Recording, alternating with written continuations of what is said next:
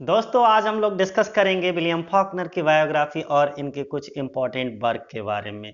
अर्थात William Faulkner की biography और इनके इम्पोर्टेंट वर्क से लेकर के अब तक 2000 से लेकर के अब तक जितने भी हमारे पीजीटी में क्वेश्चन पूछे गए उन सभी क्वेश्चंस की सीरीज को मैं लेकर के आया हूं और उम्मीद करता हूं दोस्तों ये सीरीज आपको बहुत पसंद आएगी। तो सबसे पहले हम विलियम फॉकनर की लाइफ और इनके वर्क के बारे में जानेंगे और इन पर आधारित सभी objective type question multiple choice questions को हम लगाएंगे, जिसमें जो है सबसे पहला क्वेश्चन हमारा रहेगा कि when did William Faulkner get Nobel prize for literature. When means कब डिड विलियम फॉकनर को गेट द नोबेल प्राइज, कब दिया गया नोबेल प्राइज फॉर लिटरेचर साहित्य के लिए, यानी कि विलियम फॉकनर को साहित्य के लिए नोबेल प्राइज से कब नवाजा गया दोस्तों। तो इसमें बी ऑप्शन इज करेक्ट, 1949। अर्थात दोस्तों हम कह सकते हैं कि विलियम कोथवर्ड्स ओरिजिनल सरनेम इनका फॉकनर ही था और ये एक American novelist, short story writer और इनको अवार्डेड किया गया था द नोबेल प्राइज को फॉर लिटरेचर इन 1949 में दोस्तों। ये तो यहाँ तक क्लियर हो गया। अब थोड़ा सा हमको ये भी जानकारी होना चाहिए कि जो विलियम फॉकनर थे उनका जन्म 25 सितंबर 18 यानी कि हम कह सकते हैं 25 सितंबर 1897 1897 को हुआ और इनकी मृत्यु जो है वो 6 जुलाई 1962 को हुई थी दोस्तों।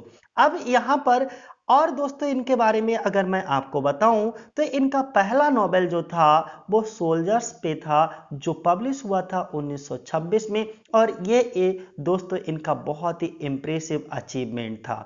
ओके, अगर हम इनके सेकेंड नोबेल की बात करें दोस्तों तो मॉस्किटोज था, जो कि 1927 में पब्लिश हुआ था, लॉन्च हुआ था दोस्तों। और यहाँ पर इस नोबेल में एक सैटिरिकल अटैक किया गया था on the New Orleans literary scene के बारे में दोस्तों।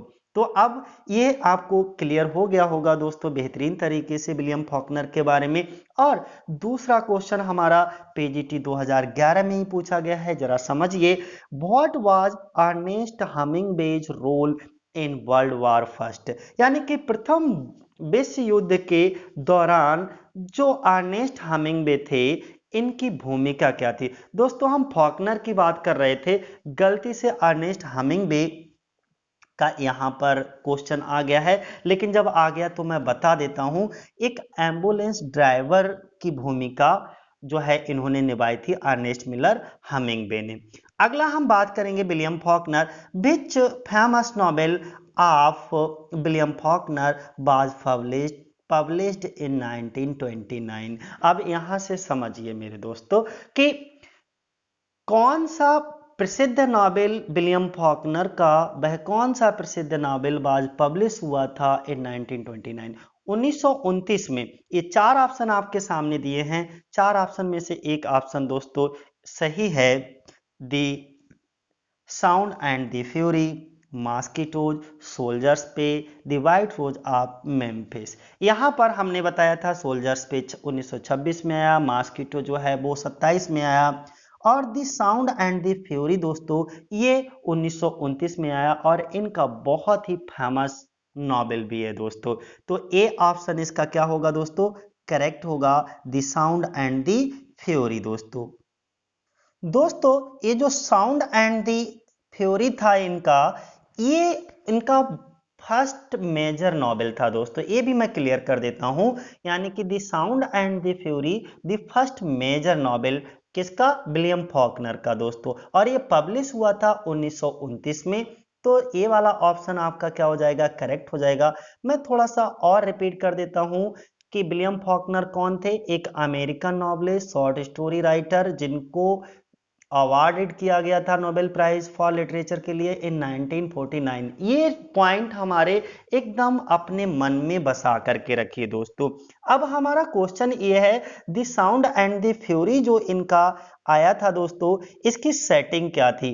तो दोस्तों अगर हम बात करें, जो विलियम फॉकनर थे, फॉकनर्स की ज्यादातर जो सेटिंग रहती थी वो फिक्शनल योकना पटावा काउंटी मिसिसिपी में। ओके, क्या था उस जगह का नाम, ज्यादातर इनकी जो सेटिंग पाई जाती थी नॉवेल्स में वो योकना पटावा, और इस नॉवेल में भी योकना पटावा काउंटी मिसिसिपी में थी। और ये नॉवेल दोस्तों जो है अर्ली 20th सेंचुरी में काउंट होता है। अगर हम बात करें इस नॉवेल में टेक्निक की बात करें तो इंटीरियर मोनोलॉग और स्ट्रीम ऑफ कॉन्शियसनेस में की टेक्निक में, स्टाइल में इस नॉवेल को लिखा गया दोस्तों।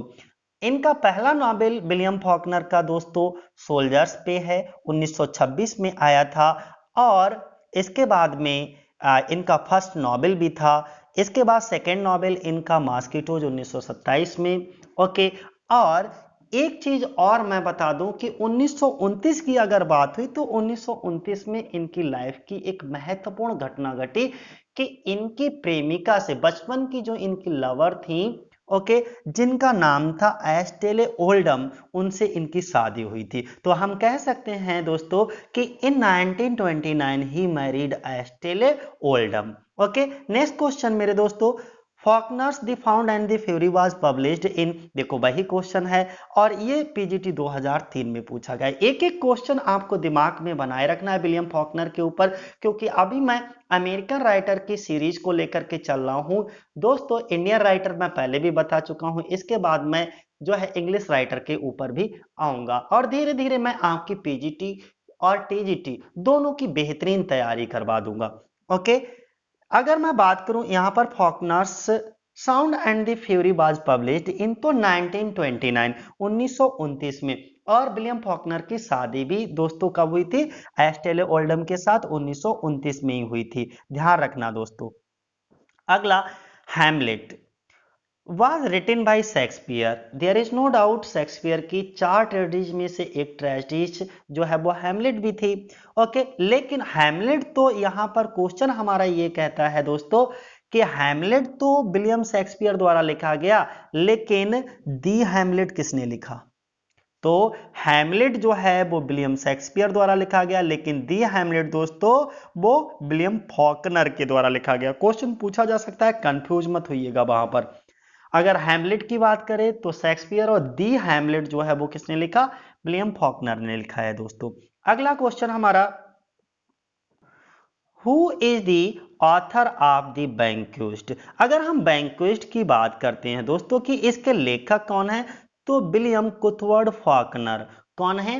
William Cuthbert Faulkner. अगर हम इनकी बात करते हैं, विलियम कुथवर्ड फॉकनर की बात करते हैं, तो इसमें एक चीज हमको समझ आती है दोस्तों कि ये जो पूरी की पूरी कहानी चलती रहती है अनबैंक्यूज्ड, तो वो होती है अबाउट बायार्ड। एक बायार्ड सार्टोरिस दिखाया जाता है, a white boy growing up in the South during the Civil War, जो कि सिविल वार के दौरान जो है एक वाइट बॉय ग्रोइंग अप होता है, उसके बारे में पूरी की पूरी कहानी दोस्तों ये चलती रहती है। अगला हमारा है question, okay, the imaginary county एक योकना पटावा अक्वार्स इन द नॉवेल्स ऑफ, यानी कि जो इमेजनरी काल्पनिक स्थान जो योकना पटावा है वो किन के नॉवेल्स में मिलता है हमको देखने के लिए, तो वो दोस्तों हमको मिलता है देखने के लिए विलियम फॉकनर के नॉवेल्स में। अभी अभी डिस्कस किया था, और 2016 के पीजीटी के एग्जाम में भी ये क्वेश्चन पूछा जा चुका है योकना पटावा के ऊपर।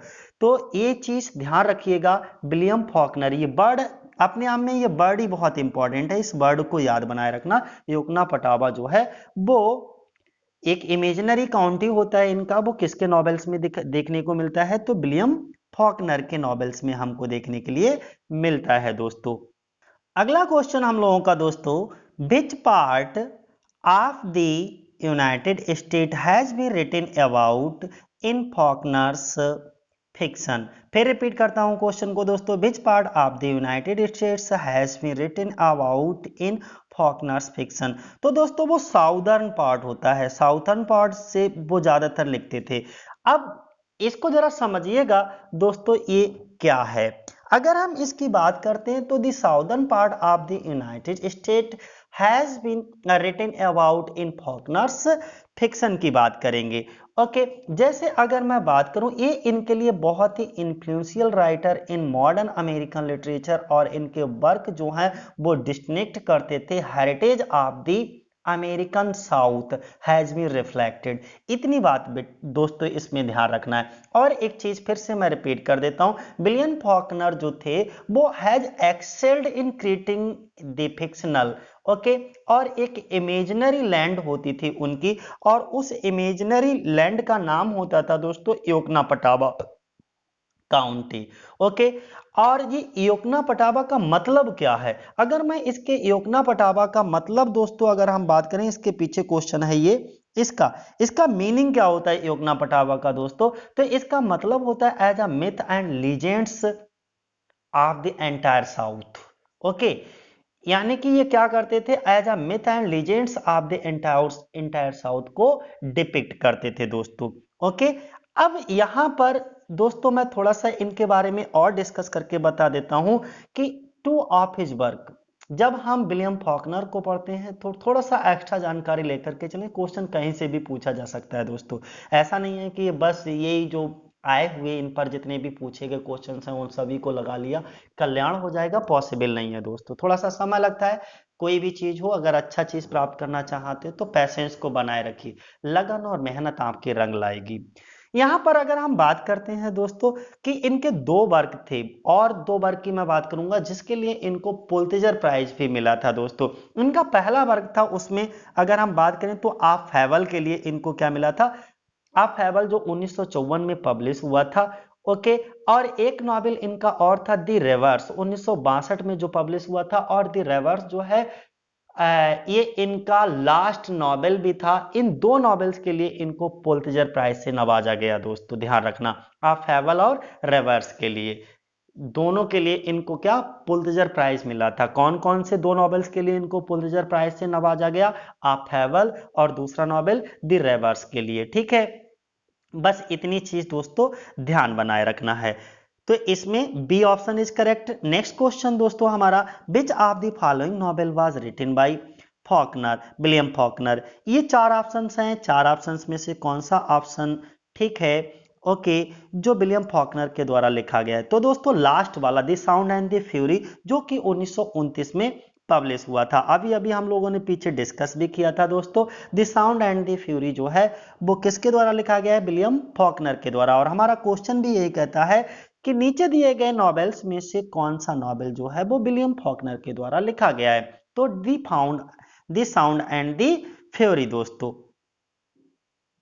दोस्तों इसकी भी सेटिंग योकना पटावा में हुई थी, तो फॉकनर्स योकना पटावा नॉवेल्स से इंक्लूडेड और भी थे। इनके साथ साथ में कौन कौन से नॉवेल लिखे, the Sound and the fury 1929 में, एज आई ले डाइंग 1930 में आया था इनका, ओके, लाइट इन अगस्त 1932, एब्सोलॉम एब्सोलॉम 1936, और दी हैमलेट 1940 में, गो डाउन मॉसेस 1942 में दोस्तों। इस तरीके से इनके नॉवेल्स पब्लिश हुए। तो डी ऑप्शन इज करेक्ट दोस्तों, ध्यान रखना, The Sound and the Fury. अगला क्वेश्चन दोस्तों, Faulkner was awarded Nobel prize, कई बार रिपीट कर चुका हूं, ये तो अपने आप दोस्तों 2013 में पूछा गया है कि 1949 में विलियम फॉकनर को नोबेल प्राइज से नवाजा गया। इनको दो बार दोस्तों पुलित्जर प्राइज भी मिला, ओके। ध्यान रखना दो के लिए, एक कौन सा था, द रिवर्स था, और कौन सा एक हमने और आपको बताया था दोस्तों, उसका नाम आपको हमें कमेंट बॉक्स में करके बताना है, ओके। नेक्स्ट क्वेश्चन दोस्तों, अब्सोलॉम अब्सोलॉम इज आ वर्क बाय। दोस्तों ये दो यहाँ पर वर्क हैं, अब्सोलॉम अब्सोलॉम जो है वो किसके द्वारा लिखा गया है? तो दोस्तों ये विलियम फॉकनर के द्वारा। अब्सोलॉम अब्सोलॉम किसके द्वारा लिखा गया? विलियम फॉकनर के द्वारा, ध्यान दीजिएगा दोस्तों।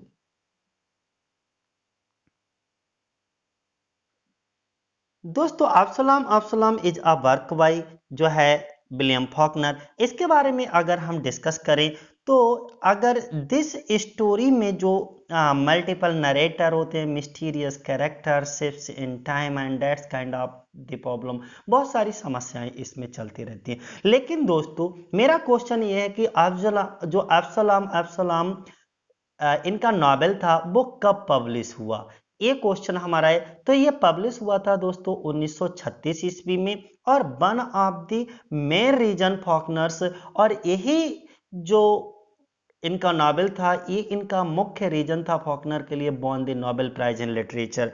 यानी कि इस नॉवेल ने विलियम फॉकनर को लिटरेचर में नोबेल प्राइज दिलाने में बहुत ज़्यादा मदद की। ओके, और इसी नोबेल के लिए 2009 में द मैगजीन ऑक्सफोर्ड अमेरिका ने जो है वोटेड किया था इनकी कविता इनकी नोबेल अब्सलम अब्सलम के लिए the best southern Nobel of all time. इससे क्या, फिर रिपीट कर देता हूं, the best southern Nobel of all time दोस्तों। अगला हम बात करेंगे next, which among the following is the Nobel by William Faulkner. फिर रिपीट करता हूं, इनमें से कौन सा, नीचे चार ऑप्शंस दिए हैं, चारों ऑप्शंस में से कौन सा ऑप्शन जो है वो ठीक है, तो the Sound and the fury. चारों ऑप्शंस में से the Sound and the fury जो 1929 में दोस्तों आया था, ओके, पब्लिश हुआ था, ये किसके द्वारा लिखा गया है, विलियम फॉकनर के द्वारा लिखा गया है दोस्तों। अगला हम बात करेंगे which one is a novel by Faulkner among the following. Okay, चार ऑप्शंस फिर दिए हैं दोस्तों, चार ऑप्शंस में से कौन सा ऑप्शन ठीक है कि कौन सा नॉवेल जो है वो विलियम फॉकनर के द्वारा लिखा गया है। तो देखो फिर से इसमें the Sound and the fury, ये साउंड एंड द फ्यूरी इतना इंपॉर्टेंट, दो ही इनके नॉवेल बहुत ज्यादा इंपॉर्टेंट है। चार नॉवेल बस ध्यान बनाए रखना है। एक पहला नॉवेल इनका जो था सोल्जर्स पे 1926 में पब्लिश हुआ, इसके बाद में the Sound and the fury 1929, ये भी इंपॉर्टेंट है। फिर इनका लास्ट नॉवेल दी रेवर्स जो कि 1962 में पब्लिश हुआ था और 63 में उसके लिए पुलित्जर प्राइज से दिया गया था, वो नॉवेल इनका विलियम फॉकनर का बहुत ज्यादा इंपॉर्टेंट है दोस्तों। तो the sound and the fury, okay, ये किसके द्वारा लिखा गया है, विलियम फॉकनर के द्वारा। अगला क्वेश्चन दोस्तों हमारा है, which work of William Faulkner is also known as a boys ambition. Okay, यहां पर इन दोनों ऑप्शंस में से आपको चुनाव करना है दोस्तों।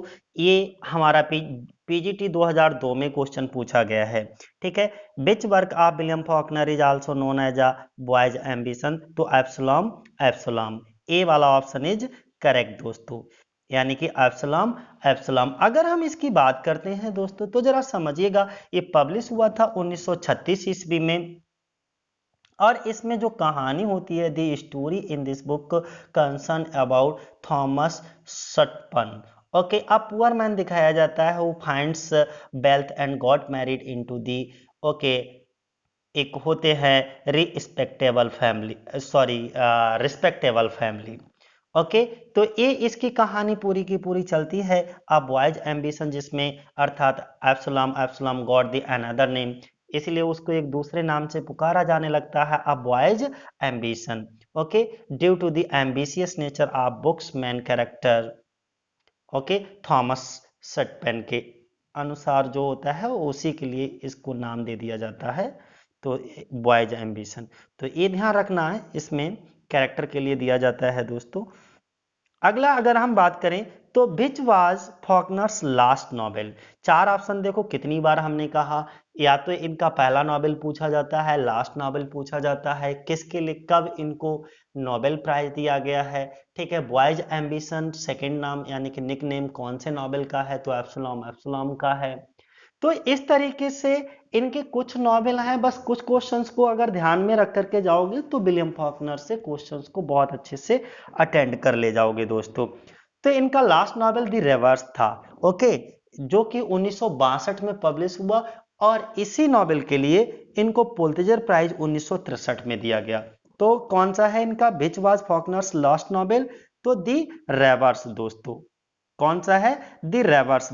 और दोस्तों इसके बारे में एक बार बता दूं कि दी रेवर्स जो इनका लास्ट नॉवेल था, ओके, वो इनका जो है दी बेस्ट सेलिंग नॉवेल बना ऑफ दैट टाइम, उस समय का सबसे ज्यादा बेस्ट सेलिंग नॉवेल था, और तभी तो इसके लिए पुलित्जर प्राइज दिया गया था। और ये एक फिक्शनल नॉवेल है दोस्तों, ओके, जो कि 1963 में 62 में पब्लिश हुआ, 63 में इसको पुलित्जर प्राइज दिया गया दोस्तों, ठीक है। इनके कुछ और भी नॉवेल थे, दी वाइल्ड सॉम, हम आपसे पूछें कि बताओ दोस्तों कि वाइल्ड सॉम किसके द्वारा लिखा गया, कब पब्लिश हुआ था, लिखा किसके द्वारा, या दी वाइल्ड साम्स है, दी हैमलेट है, मॉस्किटोज है, ऐसे करके याद रखोगे तो सब याद बने रहेंगे। अगर दी वाइल्ड साम की बात करते हैं तो दोस्तों ये भी, ये तीनों नॉवेल दी हैमलेट, मॉस्किटोज, वाइल्ड साम, ये तीनों नॉवेल विलियम फॉकनर के द्वारा लिखे गए। दी वाइल्ड साम जो पब्लिश हुआ था वो 1939 में, और दी हैमलेट दोस्तों हैमलेट विलियम शेक्सपियर का है, दी हैमलेट जो है वो विलियम फॉकनर का है, और दी हैमलेट पब्लिश हुआ था 1940 में। मॉस्किटोज की बात करें, ये पब्लिश हुआ था 1953 में दोस्तों। ठीक है, ध्यान दीजिएगा इस बात के लिए। अगला हम बात करेंगे नेक्स्ट, तो अब अच्छे से समझ आ गया होगा, मॉस्किटो समझ आ गया होगा आपको, मॉस्किटो समझ आ गया होगा, दी हैमलेट और दी वाइल्ड साम। ओके, तो दी वाइल्ड साम कब पब्लिश हुआ था? 1939 में। दी हैमलेट कब आया दोस्तों? 1940 में। और मॉस्किटोज कब आया दोस्तों? 1953 में। बस। और दी रेवर्स कब आया दोस्तों? 1962 में। और ये इनका क्या था? लास्ट नॉवेल था। अगला, Faulkner's work deal with the history and legends of the, ये देखो मैं पिछले भी अभी अभी मैं डिटेल्ड कर चुका हूं इसको, कि दोस्तों फॉकनर्स जो नॉवेल थे वो ज्यादातर कहाँ की हिस्ट्री और लीजेंड्स को डील करते हैं? तो अमेरिकन साउथ यानी कि साउदर्न के लिए, साउदर्न अमेरिका के लिए। तो दोस्तों इसका कौन सा ऑप्शन सही होगा? हमारा बी वाला ऑप्शन क्या होगा? एकदम सही होगा दोस्तों। तो दोस्तों कौन सा? बी ऑप्शन इज करेक्ट, यानी कि अमेरिकन साउथ दोस्तों। ओके, अगर हम इसकी बात करते हैं कि Faulkner's work deal with the history and legends of the American south, इतना तो हमको क्लियर हो गया दोस्तों। और अगर हम इसकी बात करते हैं तो जो लफेल्टी जो होते थे वो इस साउथ की, अमेरिकन साउथ की क्या होती थी? मुख्य विशेषताएं हुआ करती थी दोस्तों। तो ये थी इसके बारे में जानकारी, यानी कि इसका ऑप्शन कौन सा? बी ऑप्शन क्या होगा आपका? सही होगा। तो ये 17-18 क्वेश्चन दोस्तों हमारे अब तक पूछे गए हैं। ओके, पीजीटी में। और ये पूरे के पूरे अब तक जितने भी 2000 से लेकर के अब तक जितने भी इस चैप्टर से, यानी कि विलियम फॉकनर के बर्थ और लाइफ पर आधारित जितने भी क्वेश्चंस पूछे गए, वो पूरी की पूरी सीरीज हमने आपको समझा दी दोस्तों। अब क्या है, सबसे पहले ये सीरीज आपको तब और अच्छे से समझ आएगी दोस्तों जब आप विलियम फॉकनर को पहले बहुत अच्छे से पढ़ो, और इसके बाद में दोस्तों इस सीरीज को लगाओ, देखो, समझो, तब कहीं, क्योंकि जितना ज्यादा आप पढ़ोगे ना उतना बेहतरीन आपको समझ आएगा। जब पहली पहली बार चीजों को देखोगे, समझोगे, सुनोगे तो उतना मुश्किल होगा। बार बार चीजों को देखो, सुनो, समझो, पढ़ो। ओके, विलियम फॉकनर के पीछे पड़ जाओ एकदम, इनके वर्क, ओके, इनकी बायोग्राफी सब बहुत अच्छे से पढ़ डालो दोस्तों। ठीक है, तब आपको जो भी हम बोल रहे हैं वो सब चीजें आपको बेहतरीन तरीके से समझ आएंगी। अगर आपने विलियम फॉकनर के बारे में कुछ भी नहीं पढ़ रखा है तो मैं जो बोल रहा हूं वो आपके सर के ऊपर से उतर जाएगा और कुछ भी आपको समझ नहीं आएगा दोस्तों। ओके, तो यहीं पर हम अपनी वीडियो समाप्त करते हैं दोस्तों। ओके, जय हिंद, जय भारत दोस्तों, और इस वीडियो को देखने के लिए धन्यवाद।